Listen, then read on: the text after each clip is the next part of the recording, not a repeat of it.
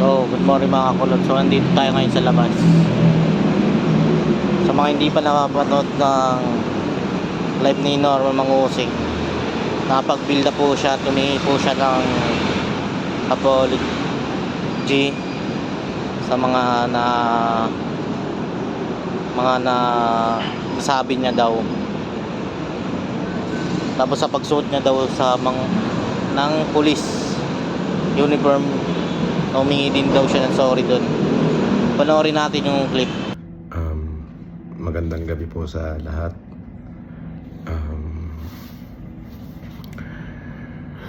Kalalaya ko lang po pansamantala. Maraming salamat po doon sa mga taong nagmalasakit at tumulong sa akin.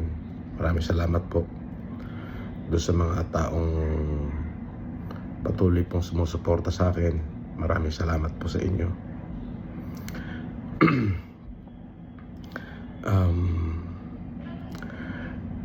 Medyo masakit lamang po yung pangyayari.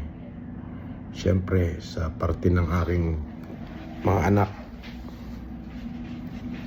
ay talaga pong masakit nga naman po na sa ganong kababaw po lang na kaso ako po ay para pong nahatulan na isang kriminal.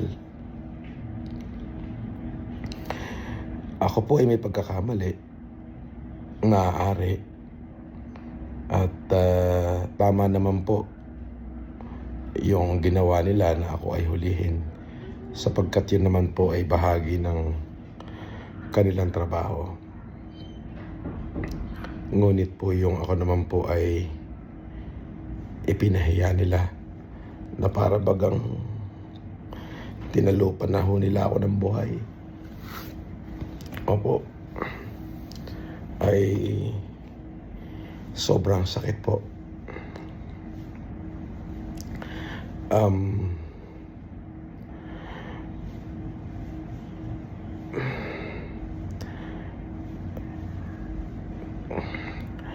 Para ho doon sa mga kapulisan, hindi na po ako magkakaso sa inyo. Pinagpapasa Diyos ko na lang ho. Maaaring kayo po ay sumusunod lamang. At dun sa PNP, kung ako po ay nakagawa ng pagkakamali dahil po dyan sa kumalat na litrato ng pagsusuot ng kung saan ako po ay nakasuot ng police uniform, humingi rin ho ako ng kapatawaran sa inyo kung sa tingin nyo po ay kalabisan at kawalang paggalang yung aking nagawa.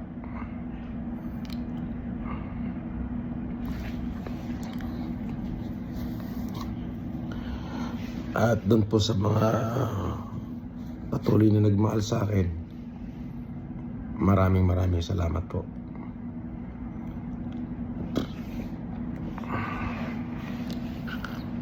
At humihingi ho ako ng tawad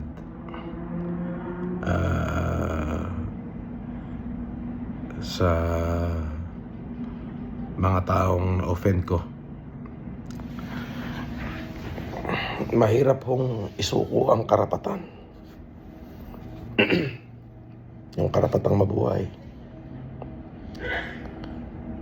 yung karapatang tratuhin ng tama. Hindi ko siya kayang isuko eh. Salamat din ho dun sa nagsimpatya sa akin. Maraming salamat po. At ulitin ko po, doon po sa mga miyembro ng kapulisan na naging kabahagi ho nung pagpapahiya ho sa akin, hindi na po ako magsasampa ng demanda sa inyo. pinatawad ko na ho kayo.